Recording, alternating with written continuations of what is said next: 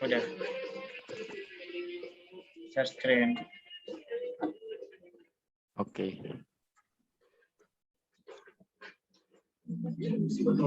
Udah masuk belum? Oh, udah. Dimulai aja ya. Oke. Assalamualaikum warahmatullahi wabarakatuh. Perkenalkan, kami dari kelompok 16. Saya Arnaldi Yudo Prakuso, NIM 122200147 dan teman saya. Saya Renaldo Anggara Putranto, NIM 122200095. Ya, di sini kami akan mempresentasikan tugas ujian tengah semester, yaitu studi kasus tentang keselamatan dan kesehatan kerja atau K3 seperti mata kuliah di semester 3 ini, yaitu K3 di PT Petrokimia Gresik. Langsung aja, next.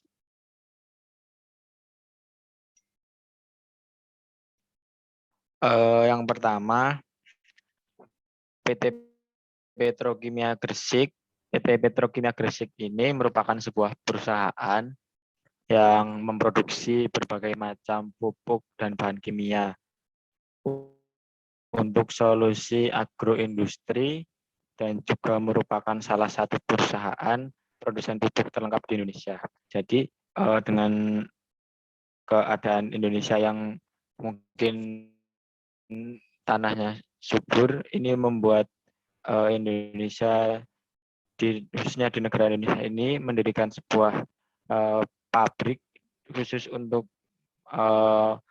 membuat agar bisa memanfaatkan sumber daya alam yang ada di Indonesia ini dengan cara membuat pupuk ini, dan salah satunya PT Petrokimia Gresik ini.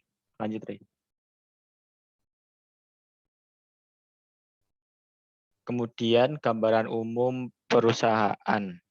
PT Petrokimia Gresik ini merupakan pabrik pupuk terlengkap di Indonesia yang pada awalnya disebut PT Petrokimia Surabaya. Perusahaan ini didirikan di Gresik pada tanggal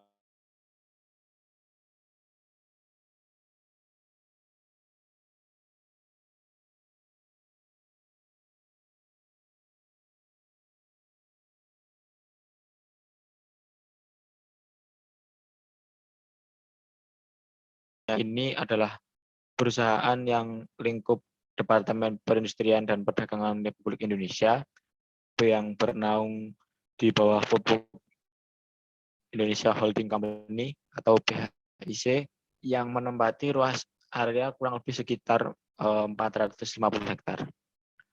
PT Petrokimia Gresik ini merupakan produsen pupuk terbesar dan terlengkap di Indonesia dengan total produksi mencapai 9 juta ton per tahunnya dan juga memiliki karyawan sebanyak 8.931 karyawan yang terdiri dari 3.168 karyawan tetap dan 5.763 karyawan kerja non-organik atau pekerja bantuan yang bekerja dengan sistem kontrak. Lanjut, Ray.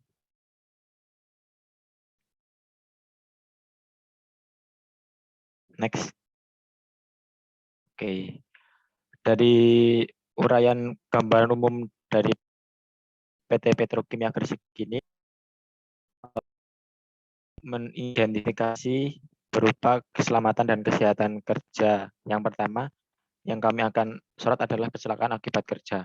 Pengertian dari kecelakaan kerja sendiri adalah pengertian kecelakaan kerja atau insiden itu merupakan insiden yang berkaitan dengan pekerjaan di mana terjadi sebuah cedera, terdapat penyakit di tempat pekerjaan ataupun kematian yang bisa saja terjadi, termasuk juga insiden dengan keadaan yang begitu darurat.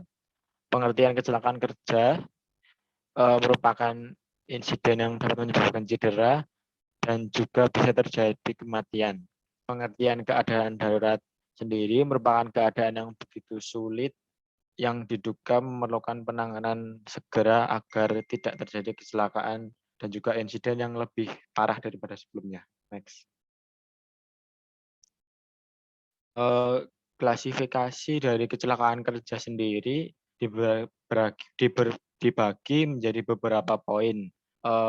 Yang poin pertama yaitu klasifikasi menurut jenisnya. Klasifikasi menurut jenisnya pun dibagi menjadi beberapa poin lagi. Yang pertama yaitu terjatuh, yang kedua tertimpa benda jatuh, yang ketiga tertumbuk benda atau terkena oleh benda jatuh, yang keempat terjepit oleh benda, yang kelima gerakan benda yang melebihi kemampuan, yang enam pengaruh suhu tinggi, yang ketujuh terkena arus listrik, yang kedelapan bahan yang berradiasi. Poin yang kedua yaitu klasifikasi menurut penyebab mesin. Yang pertama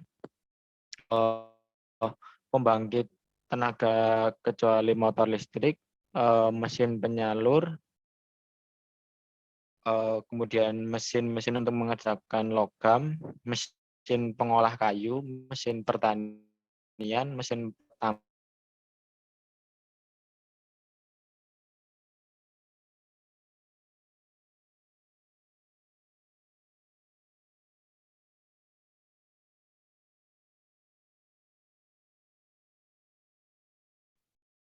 Maaf Yudo, tadi suaranya agak nggak masuk yang habis mesin pertanian. Oh ya, maaf tadi. Lanjut aja nggak apa-apa. Mesin pertanian, mesin pertambangan, dan mesin lain yang tak terkelompokkan. Kedengeran kan? Udah masuk. Oke, next.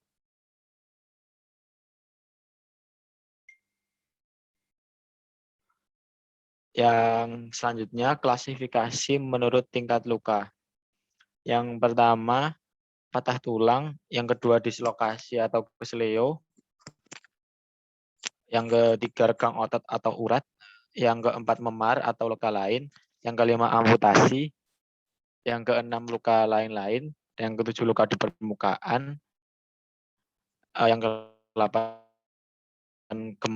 gegar atau remuk, yang ke-9 luka bakar, yang ke-10 keracunan mendadak, yang ke-11 akibat cuaca dan lain-lain, yang ke-12 mati lemas, yang ke-13 pengaruh arus listrik, yang 14 pengaruh radiasi, yang ke-15 luka yang banyak dan berlainan sifatnya. Next.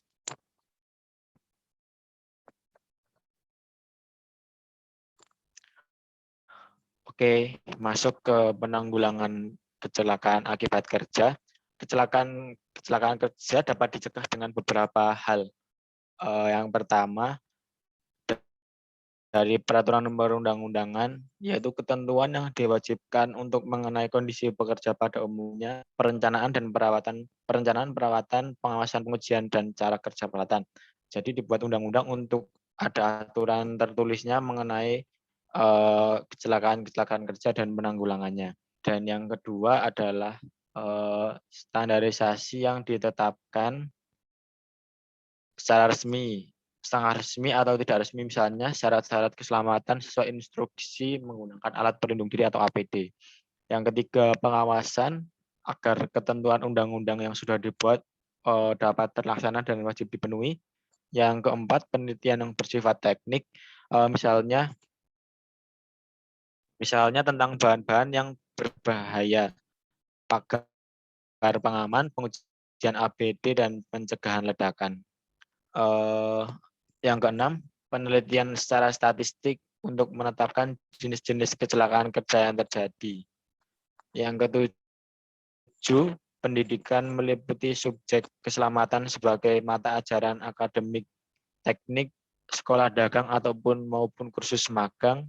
Yang ketujuh, pembelatihan yaitu pemberian instruksi praktis bagi pekerja, khususnya bagi pekerja dalam hal keselamatan kerja.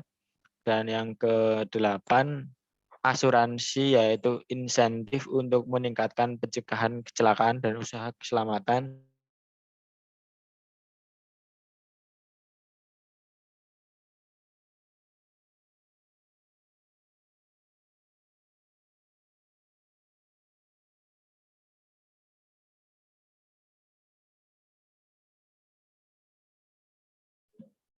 Selanjutnya mungkin, saya lanjutkan. Di sini membahas tentang penyakit, akibat kerja. Di sini dibagi dua bab, yang pertama faktor adanya penyakit akibat kerja. Yang pertama ada faktor biologi. Untuk faktor biologi ini, seorang bisa terkena penyakit akibat kerja karena berasal dari virus, bakteri, jamur, parasit, dan lainnya. Yang kedua ada faktor fisik. Faktor fisik penyebab terjadinya penyakit akibat kerja ialah karena adanya suara yang bising, temperatur suhu yang terlalu tinggi, radiasi sinar elektromagnetik, tekanan udara tinggi, dan juga adanya getaran di lokasi kerja. Yang ketiga ada faktor psikologi. Untuk faktor psikologi penyakit akibat kerja ini terlebih tertuju pada faktor hubungan kerja dan juga lingkungan. Pada faktor ini seseorang pun bisa mengalami stres akibat tekanan lingkungan ataupun kondisi sekitar di tempat kerja. Penyebab dari faktor psikologi pun beragam. Yang terakhir ada faktor kimia. Faktor kimia mungkin menjadi faktor terberat yang bisa kamu alami jika terkena penyakit akibat kerja. Tentu saja, faktor ini pun banyak diakibatkan karena bahan kimia yang ada pada alat ataupun bahan kerja. Jika terkena bahan kimia atau terpapar bahan kimia baik itu zat padat, gas, cair, ataupun uap bisa mengakibatkan kecacatan. Yang kedua, diklarifikasikan dengan jenis penyakit kerja. Ada penyakit saluran pernafasan. Penyakit yang sering terjadi adalah masalah pada saluran pernafasan seperti asma, terutama pada kamu yang selalu terpapar debu ataupun nitrogen oksida. Yang kedua ada penyakit kulit. Meskipun tidak mengancam nyawa, tapi penyakit kulit pun sering dialami oleh para pekerja yang melakukan kontak langsung dengan pekerjaan dan kulit. Berikutnya ada penyakit nyeri sendi. Penyakit nyeri sendi yang sering dialami oleh para pekerja ini tergantung dari riwayat pekerja yang dialami. Yang terakhir ada penyakit gangguan pendengaran.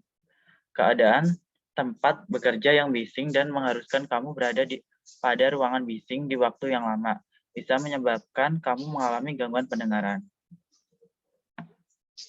Selanjutnya ada penanggulangan penyakit akibat kerja.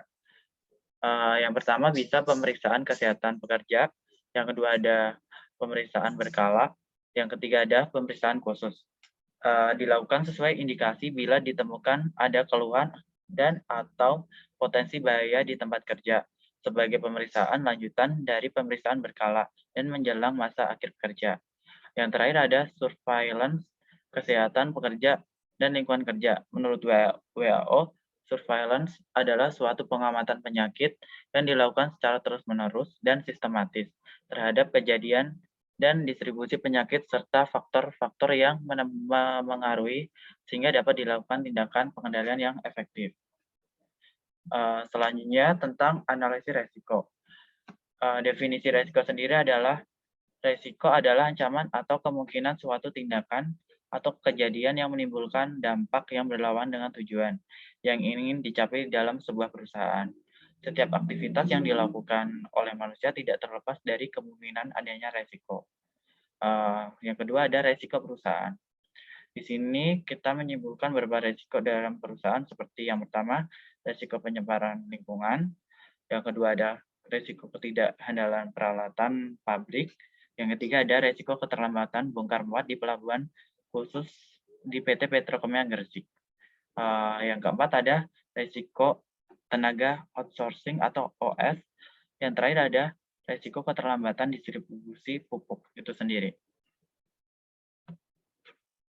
Selanjutnya tentang pengendalian resiko. Resiko dapat timbul di mana saja di dalam perusahaan, dalam proses, aktivitas, direktorat, atau unit bisnis dan lokasi geografis yang berbeda. Di dalam pengolahannya, banyak yang beranggapan bahwa manajemen risiko adalah tanggung jawab pimpinan tertinggi semata. Di sini pun perusahaan memiliki beberapa cara seperti pengendalian dengan manajemen risiko. Pendekatan yang dilakukan saat proses mengenali dan menilai risiko pada setiap unit atau setiap level, yaitu dengan risk self-assessment. Maka dari itu, dalam rangka meminimalisir resiko-resiko yang dapat mengakibatkan dampak buruk di masa depan.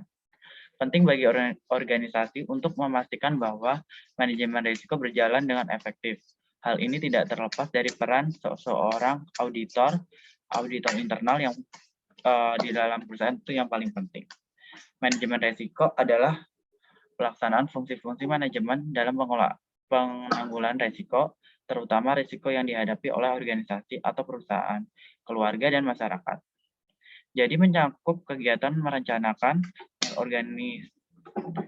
organisir, menyusun, memimpin atau mengkoordinir, dan mengawasi atau termasuk mengevaluasi program pengelolaan risiko. Selanjutnya tentang kesimpulan dan saran.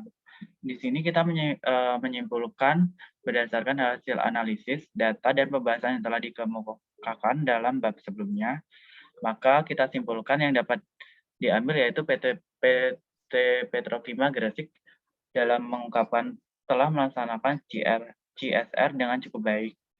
Perusahaan benar-benar berkomitmen dalam melaksanakan program CSR mereka dengan sebaik-baiknya. PT Petrokimia Gresik juga telah melaksanakan aktivitas-aktivitas yang nyata berhubungan dengan tanggung jawab sosial perusahaan. Untuk saran sendiri, mungkin saran kepada perusahaan diantaranya yaitu PT Petrokimia Gresik agar senantiasa menerapkan manajemen risiko yang lebih komprehensif, yaitu menerapkan manajemen risiko operasional yang lebih sensitif terhadap risiko dengan meningkatkan perhatian dan kesadaran para kepala unit kerja terhadap isu risiko operasional yang semakin besar untuk mengarahkan kemampuan mitigasi profil risiko manajemen sebagai upaya meningkatkan daya saing itu sendiri.